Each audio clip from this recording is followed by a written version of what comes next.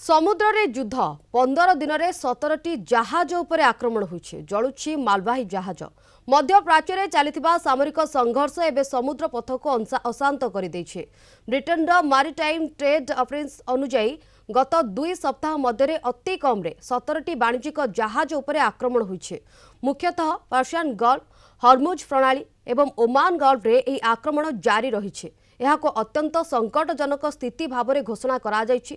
तेबे मार्च 1 तारिख में एमकेडी व्योम नामक एक तेलवाही जहाज उपरे होइतिबा आक्रमण रे जड़े भारतीय नागरिकंकर मृत्यु घटिछि। ड्रोन मिसाइल एवं समुद्र मध्य विस्फोरण माध्यम जहाज गुड़ी को टार्गेट करा जायछि। एपरिकी समुद्र मध्य थिबा तेल खनन केन्द्र को मध्य छड़ा जाउ नाही। हर्मुज प्रणाली दे विश्वर प्राय 20% तेल कारबार होता है। साधारणतः एही पथ दे दैनिक 138 जहाज यातायात करुथिबा बेले एबे भयरे मात्र 2टी को खसी आसीछि। फल जहाज चलाचल खर्च एवं बीमा टंका बहुत बढ़ी जाइछे। एहा सहित विश्व बजार तेल एवं सार दर बढ़िबा आशंका देखा देइछे। समुद्र पथरे जीपीएस जामिंग करा जाउछि, जहा फल जहाज गुड़िक दिग हराइबा सहित भूल स्थान देखा जाउछि। नाविक माननकु साधारण रास्ता बदलाइबाकू एवं संदेहजनक वस्तुठारु दूरे रहिबाकू परामर्श दिया जाइछे। अधिक आलोचना करबा संपर्क में आम सहित फोन लाइन रे जोड़ी होछन्ते प्रोफेसर मानस बेहरा, अंतर्जातीय व्यापार विशेषज्ञ। प्रोफेसर बेहरा, आपन को आलोचना को स्वागत। प्रोफेसर बेहरा, ये जो युद्ध लगातार भाव में चली एथिरे मध्य प्राच्य चलिथिबा सामरिक संघर्ष बे समुद्र पथ को एक प्रकार अशांत कर दैछि। कारण जदि देखिबा 15 दिन में प्राय 17टी जहाज पर पर्यंत आक्रमण करा जायछि। ये युद्ध जदि आगो को लागि रुए एही भली आक्रमण प्रति आक्रमण मध्य जारी रहिबो।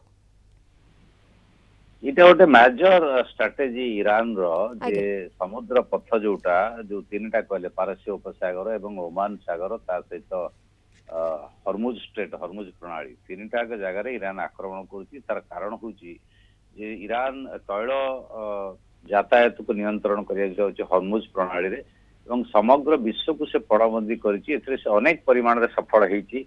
डोनाल्ड ट्रम्प जेते बाहस्फोट मारले भी जे हमरो अमेरिका सेना जीव एस्कॉर्ट करिक आनिबो गतकाली कहले जो माने सेठी यातायात करूछन जो मानकर जहाज जाउची चीन हो इंग्लैंड हो अन्य बंधु राष्ट्र से माने सी सहयोग करंतु एवं सेठी मुक्त अबाध यातायात हो तैल आमदानी रो बा रफ्तानी रो किंतु सेटा हो नै। एटा तांकर हताशा भाव तांकर विफलता को प्रदर्शित करू।